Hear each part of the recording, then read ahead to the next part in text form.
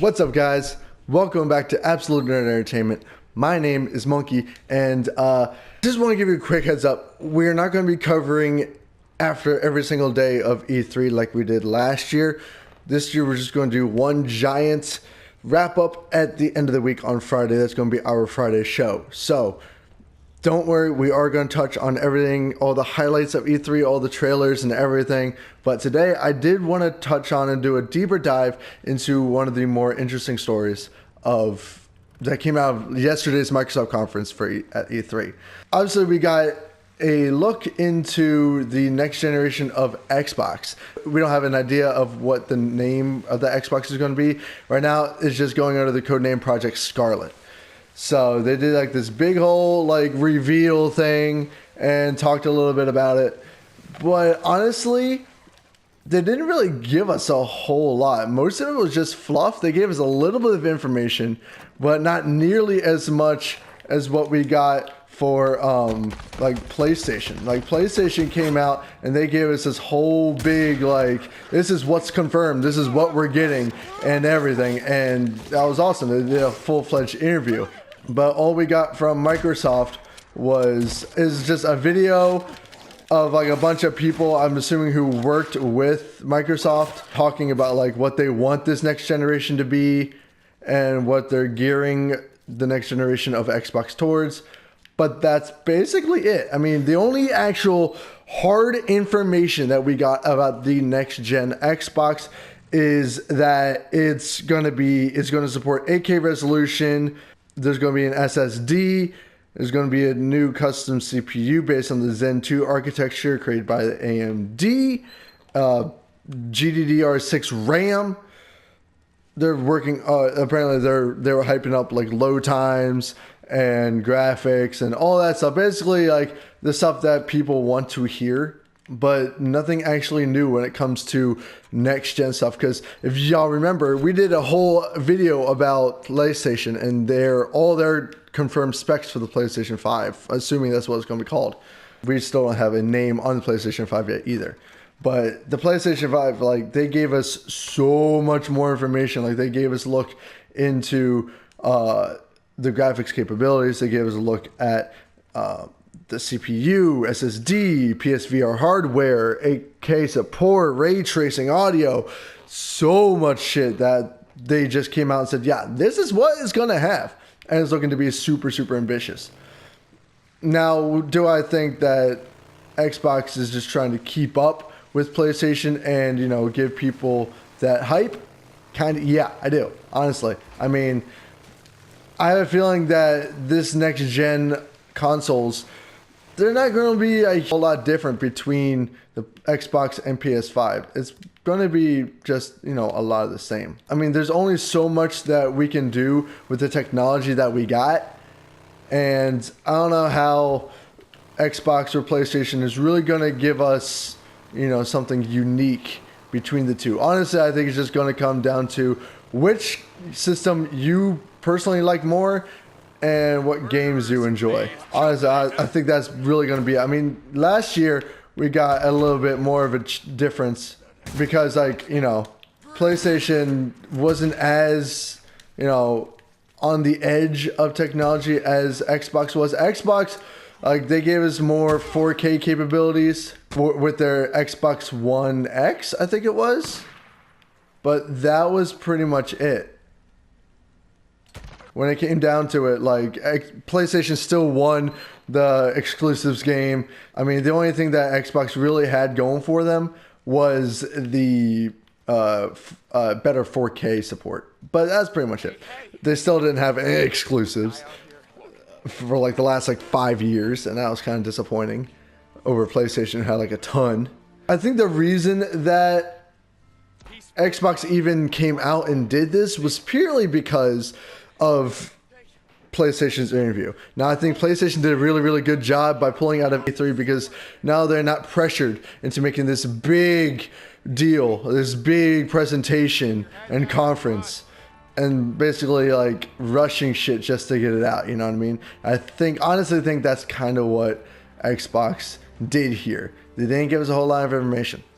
They just gave us like a few tidbits Now, one thing that I definitely want to see from both Xbox and PlayStation is cross-gen support. Or not cross-gen support. Well, cross-gen support and cross-platform support. Because we know that PlayStation is going to allow cross-generation support. So you're going to be able to play backwards compatibility with the PlayStation 4. That's dope. I love that. And I assume Xbox is going to do the same because, I mean, they pretty much did that with the Xbox One.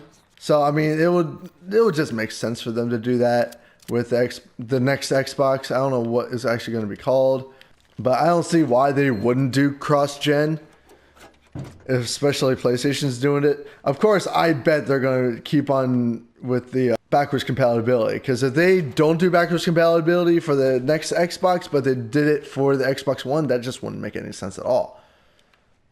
So, I know we're going to be seeing that with the PlayStation 5, and I can only assume that's what we're going to see with the next Xbox system we get.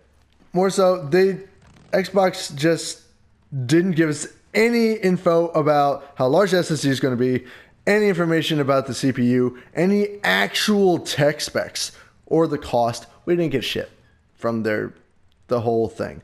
We just have a project name and what they want the system to be. Honestly, I was not too hyped about it. I was like, okay, this is cool. I know a lot of people are hype about Halo, and I know that's going to be like the one thing that they're going to be pushing hard is going to be Halo, because that was like their first good exclusive in years, along with Gears 5, of course. But I don't know. Overall, I'm just slightly disappointed with the Microsoft conference. Well, not so much the whole conference. The whole conference was decent. The Project Scarlett part of it. I was like, oh, okay. Is this all you're going to tell us? I could have done without that entire thing. Again, they're just doing this to be on the same level as Sony at this point. So Xbox players and people who want to know more about the next Xbox have an idea of what to expect with the next system. But ultimately, we still don't have a whole lot of information. Basically, all this information has just come to be like, well, yeah, duh, of course this is what's going to happen. The fact that they're focusing more on load screens, I think that's just going to be standard for next-gen systems, along with, 4K capabilities, and the fact that they're going to be supporting for 8K. That's really cool. That's actually really awesome. I'm excited for that. Although, I don't even think we have a TV that can support 8K, so I don't really see what the whole freaking point is in that. Either way, it's fun. It's exciting to see where technology is taking us. Like, I'm just excited to see what happens next. But if I'm being completely honest, I don't think there's going to be a huge difference between the PlayStation 5 and the next Xbox system. I think it's just going to be more, not so much more the same, but I think it's honestly going to come back down to exclusives and personal preference. Again, I could be very wrong. Xbox could pull like a whole spin and throw a whole twist on it and give us something completely new. That would be dope. But I kind of doubt it. They did mention that they're going to be putting the focus back on games. And just games. So the Xbox One, they did this whole thing with being able to play music and watch videos, do the whole split screen multitask thing that I don't think anyone ever used. Like, that was probably the most pointless feature ever. I mean, yeah, it's cool if you want to play music and stuff in the background, but having the split screen thing, to me, doesn't make any sort of sense. Like, I would never have used that in a billion years. And when I get on my system, I'm either watching Netflix or I'm playing a game. I'm not watching a music video and playing a game at the same time. Like, why is that even a thing? For that reason, I think it's a good idea for them to abandon that completely and just refocus the system on gamers and games and playing games and what you can do to play games. I think that's honestly their best bet. Because let's be honest, Xbox lost this generation's console war. They did. They did. The PlayStation was far more popular, had far better features, tons of better games. Like, goddamn, like they didn't even stand a chance when it came to exclusives. They have a chance to pull one out of the bag and win the next generation console war, but with how things are looking, it doesn't look promising. That's just me. I'm sure there's tons of Xbox players out there that watch these videos. So if you are one of them, let me know what you thought about the Microsoft conference and the review of Project Scarlett. Let me know if you think there's really going to be any difference between the next Xbox and the next PlayStation system. Let me know just whatever you're thinking in the comment section below.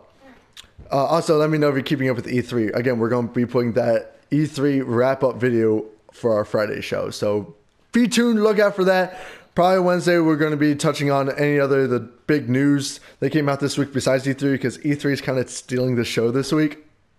So, I mean, what can you do? Everyone just cares about E3. There's not a whole lot coming out that people give a shit about.